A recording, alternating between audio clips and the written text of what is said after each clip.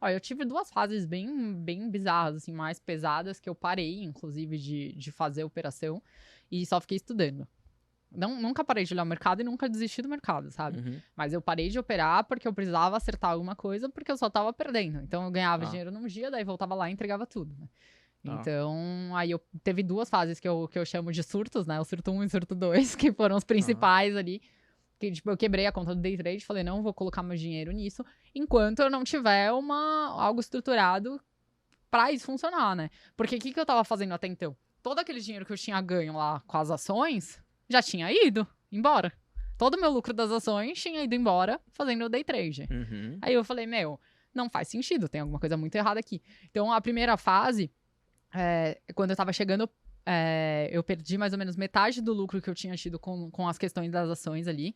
Aí eu falei, meu, eu tenho só mais metade pra esse negócio dar certo. Porque eu não queria utilizar o meu dinheiro fora do mercado, sabe? Fora do que eu tinha Sim, conquistado com o claro, mercado pra isso. claro. Então, tudo bem pagar o preço pra aprender. Eu sei que você precisa investir, tanto em conhecimento, em tempo, em tudo. E isso custa seu tempo, custa dinheiro, custa muitas coisas ali. Mas quando chegou nessa metade, foi o primeiro surto lá que eu parei. E aí foi onde eu fui acertar questões tipo técnicas. Eu achava que era só a técnica. Uhum. Então eu fiz os backtests, estudei tudo de novo, parei de operar mesmo. Aí eu voltei pro mercado. E foi quando eu tive o surto 2, que o surto 2 foi.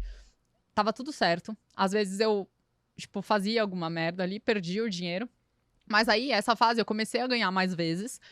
Só que quando eu perdi ainda, eu tinha aquele dia que eu perdia tudo que eu tinha ganho em vários outros. Então, Tá, às vezes, eu tá. ficava, tipo, meu, sei lá, vai, uma semana inteira com gain. Aí chegava um dia que tirava o meu gain da semana inteira.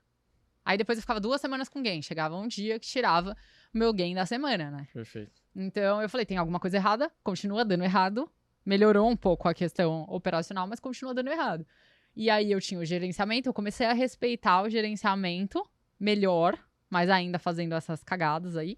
E parei no tal do surto 2. E aí que eu fui entender que vários momentos minha operação seguia pros alvos que eu tinha. E alguma coisa ali me fazia fazer uma merda no meio do caminho e sair da operação. E foi a questão que eu dei total atenção pra parte emocional, sabe? O porquê que. O que tava me atrapalhando ali era emocional, não era mais técnica. A técnica tava certa.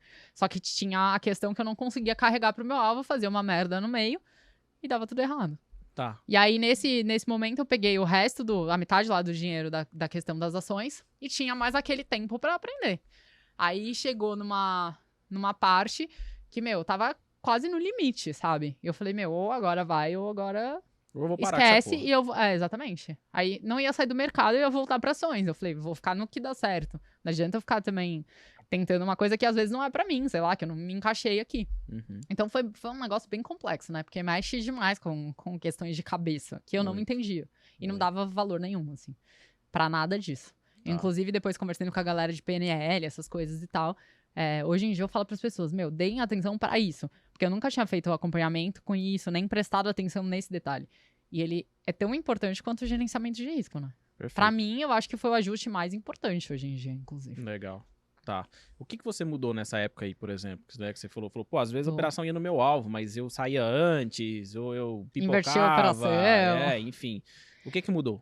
Eu digo Mudou. assim, tecnicamente falando, o que você passou a fazer que você não fazia antes? Parcial, ou não, deixava andar mesmo, ou, puta, eu entendi que eu precisava reduzir minha mão, enfim. O que você fez? Então, dentro dessas 2 surtos aí, porque eles estão bem ligados, foi a questão da alavancagem. Eu vi que às vezes eu não aguentava segurar o trade, porque eu entrava com mais Estava muito contratos do grande. que deveria. Então, o que eu fazia muito? Daí usava o stop financeiro. Hoje em dia eu não uso mais.